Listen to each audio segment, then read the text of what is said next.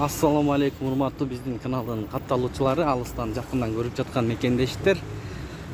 Саламатсыздарбы? 23 август 2022 жыл Бишкек шаары.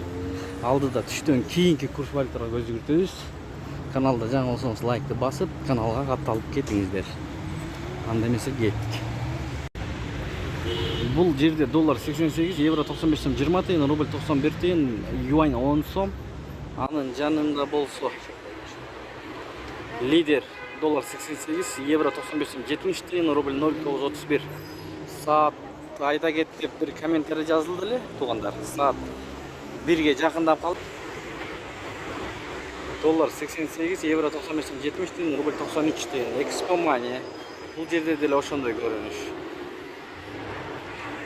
Ушу менен видеону аяктайбыз. Саламатта туруңуздар.